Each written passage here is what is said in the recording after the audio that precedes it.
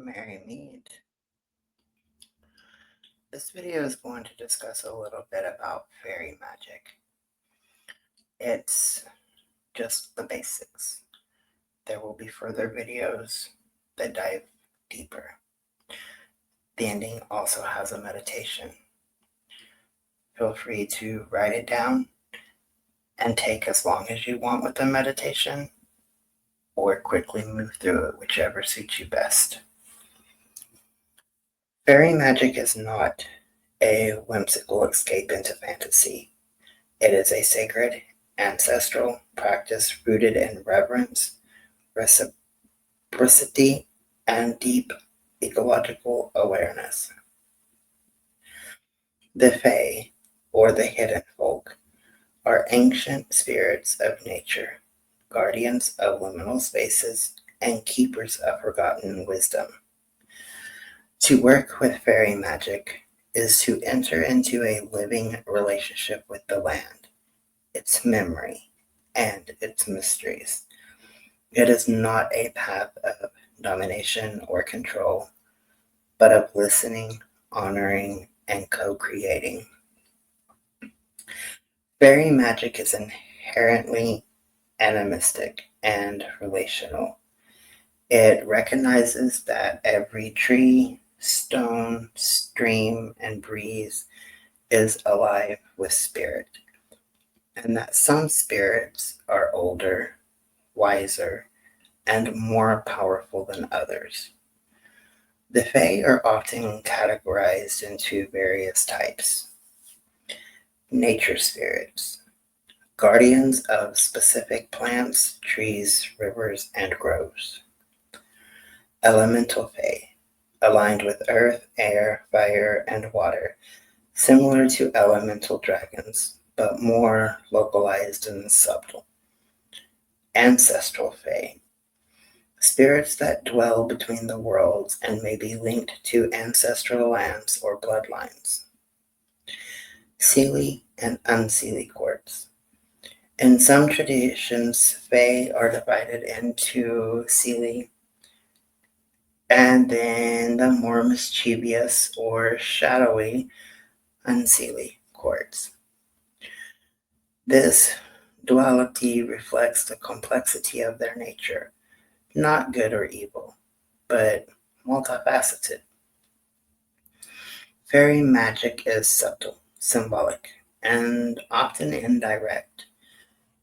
It favors poetic language, ritual beauty, and offerings over brute force or rigid structure. There are some magical properties of fairy work.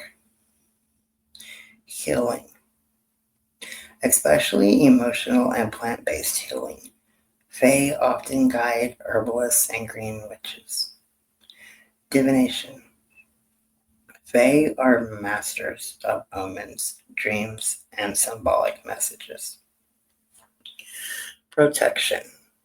Though not always direct, fae can ward off unwanted energies when properly honored. Creativity. They inspire art, music, poetry, storytelling, and a lot more. Ecological awareness. Fae magic deepens your bond with the land and its spirits. Time and threshold work. Fae dwell in liminal spaces, dawn, dusk, crossroads, seasonal shifts, and can help you navigate transitions. Summoning and inviting the fae. Summoning fae is less about command and more about invitation. Here are a couple of respectful ways to call them. You can create a fairy altar or garden. Include natural items like flowers, moss, crystals, acorns, feathers, and water bowls. Add fairy statues or art if desired. Use music and bells. Fae are drawn to gentle music, wind chimes, bells, and the likes. Speak poetically. Used rhymed invocations or songs. Fae respond to beauty and to artistry. Work at liminal times. Dawn, dusk, solstices, equinoxes, and full moons are potent. And leave offerings. We'll go over that here in a little bit. A simple invocation. Spirits of leaf and stone, of twilight's hush and moss-grown throne, I call with heart both true and kind to share your wisdom intertwined. Okay, now for the offerings. What, where, and why? Offerings are essential in fairy magic. They are acts of gratitude.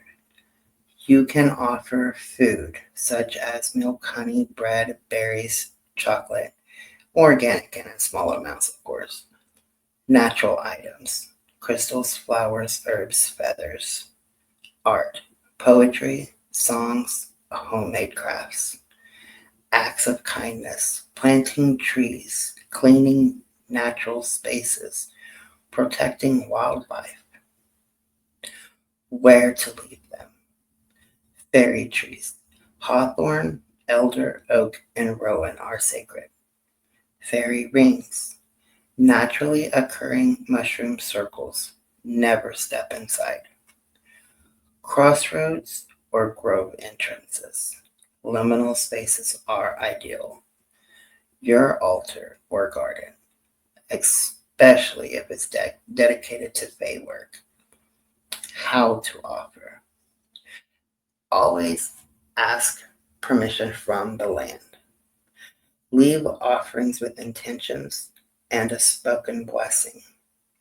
Never litter or leave anything harmful. Do not expect immediate results. Build trust over time. Fairy magic also happens in everyday life. Home protection. You can place iron nails or salt at thresholds to honor boundaries, not to repel the Fae, but to define space. Dream work. Keep a fairy journal by your bed. Fae often communicate in dreams. Creative rituals. Write, paint, or sing with the intention of honoring the Fae. Seasonal celebrations. Beltane, Samhain, and Midsummer are especially potent for Fae communication. Listening walks.